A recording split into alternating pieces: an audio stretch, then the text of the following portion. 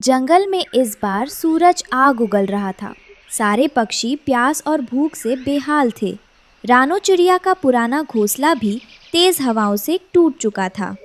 हे भगवान, इतनी गर्मी! पेड़ सूख रहे हैं और मेरा घर भी रहने लायक नहीं बचा।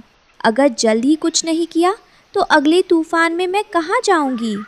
तभी रानो को रास्ते में एक प्यासा बूढ़ा पक्षी मिलता है। रानो उसे अपनी आखिरी बूंद पानी पिला देती है।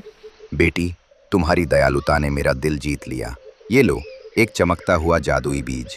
दोस्तों, ये रहे हमारी आज की वीडियो के प्यारे सब्सक्राइबर्स और फॉलोअर्स के नाम। शोभा शर्मा, इफ्रा नाज, अमारा खुर्रम, प्रिंस, इनाया, रोहित कुमार, शुमैला अहमद।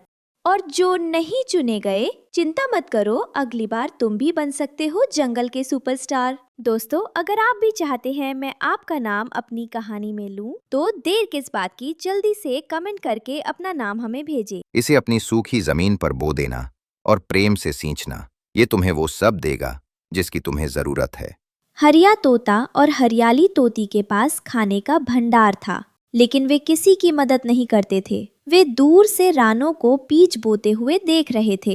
देख रही हो हरियाली, ये पगली रानो इस बंजर जमीन में गड्ढा खोद रही है। इस धूप में तो दिमाग भी पिघल जाता है। इसका शायद पूरी तरह उड़ गया है। सही कहा हरिया। और देखो, इसे वो बीज उस बूढ़े भिखारी ने दिया है। जरूर कोई फालतू चीज होगी।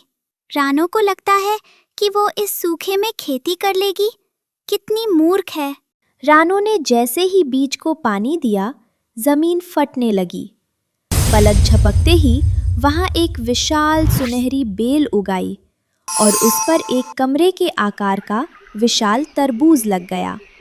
उसमें खिड़की दरवाजा भी थे। अरे, ये क्या!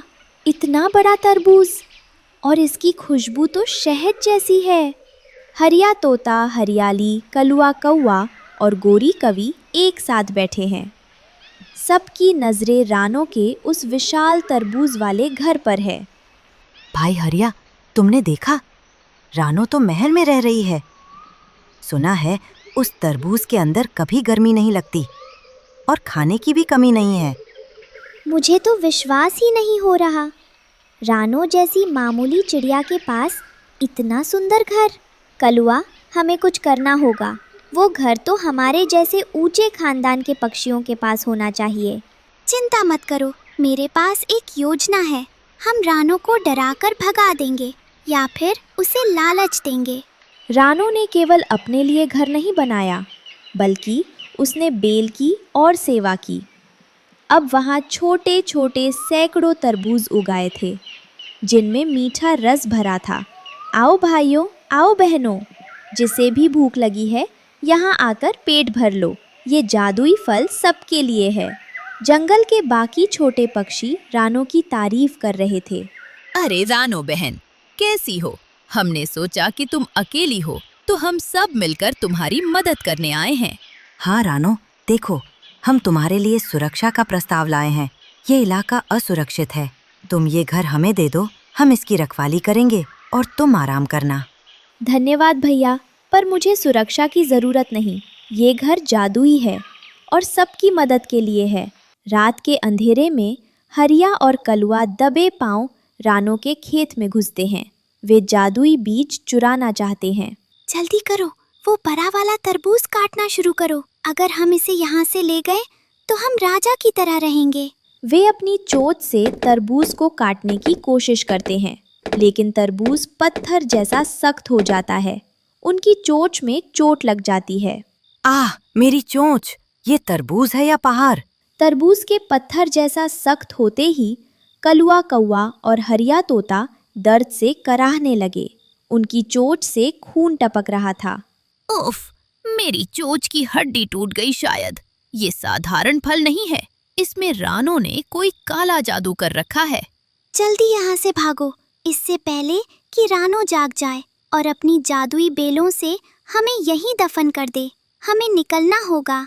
देखो, उस तरबूज से अजीब सी लाल रोशनी निकल रही है। भागो कलुआ, भागो। चारों अपनी जान बचाकर अंधेरे जंगल की ओर भाग जाते हैं। पीछे मुड़कर देखने की हिम्मत भी नहीं करते। भागते भागते चारों एक ऐसी गुफा के पास रुकते हैं जहां सूरज की रोशनी कभी नहीं पहुंचती। वहां खोखा उल्लू रहता है जो अपनी बुरी विद्याओं के लिए बदनाम है। भाई हरिया, इस चोंच का बदला तो लेना होगा। रानो को उस तरबूज के घर से बाहर निकालना ही होगा। खोखा महाराज, रक्षा करो। एक मामूली चिड़िया ने हम खानदानी पक्षियों का अपमान किया है। रानो चिड़िया, वह जादुई बीज मेरे गुरु का था, जिसे उस बूढ़े गौरैया ने चुराया था। अगर तुम मुझे वह बीज दिला दो तो मैं रानो को हमेशा के लिए पत्थर बना दूंगा। सुनो, रानो को बल से नहीं, छल से हराना होगा। ये लो, एक काली राख की पुड़िया। इसे रानो के खेत के चारों तरफ बिखेर दो। इससे वहां ऐसा जहरीला कोहरा छा जाएगा कि रानो को कुछ दिखाई नहीं देगा। और जब वो अंधी होकर बाहर आएगी? तब कलुआ और हरिया उसे पकड़कर काली खाई में फेंक देंगे और वह जादुई तरबूज की चाबी, उसका जादुई घर और बीज मेरा होगा। ये हुई ना बात। रानो अब गई काम से। रानो सुबह उठकर अपनी खेती को पानी देने बाहर आती है, लेकिन अचानक पूरे खेत में काला धुआं फैलने लगता है। उसे अपने ही हाथ नहीं दिख रहे थे। अरे, ये कैसा कोहरा है? इसमें तो कड़वी गंध आ रही है। मेरी फसल मुरझा रही है। कोई है? मदद करो।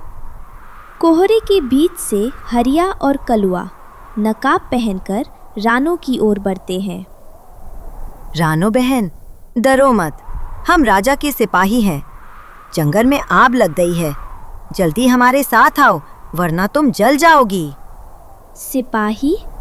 पर आपकी आवाज तो कलुआ भाई जैसी लग रही है। बहस मत करो रानो, जल्दी बाहर निकलो। देखो, तुम्हारा तरबूज का घर भी काला पड़ रहा है। रानो को धोखे से वे काली खाई के किनारे ले आते हैं। जैसे ही कोहरा थोड़ा छटा, रानो ने देखा कि वह गहरी खाई के मुहाने पर खड़ी है और सामने हरिया और कलुआ और खोखा उल्लू शैतानी हंसी हंस रहे हैं। तो ये आप लोगों की चाल थी? मैंने हमेशा आप सबको अपना परिवार समझा। परिवार? हमें तो बस वो जादुई तरबूज चाहिए। अब कूदो इस खाई में। तभी रानो अपने गले में लटका जादुई बीज का लॉकेट निकालती है। जैसे ही रानो ने लॉकेट को छुआ, आसमान से तेज बिजली कड़की। वो काली राख वापस उड़कर हरिया, कलुआ और उनके साथियों पर गिरने लगी। नहीं, ये जादुई राख वापस आ रही है, भागो! जो कोहरा रानो को अंधा करने के लिए था, उसने उन चारों को ही घेर लिया। वे आपस में टकराने लगे और गिरते पड़ते कीचड़ के एक गंदे तालाब में जा गिरे। कोहरा साफ हो गया। रानो का घर पहले से भी ज्यादा चमकने लगा।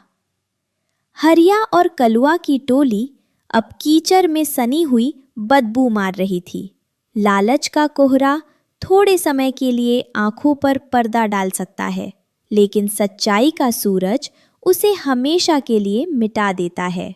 हमें माफ कर दो रानो, अब हम कभी इस जंगल में वापस नहीं आएंगे। रानो ने उन्हें माफ तो कर दिया, लेकिन उन्हें हमेशा के लिए जंगल के उस कोने में रहने की सजा दी जहां सिर्फ करवे नीम के पेड़ उगते थे। रानो और बाकी पक्षी अब सुख से अपने जादुई तरबूज के घर में रहने लगे।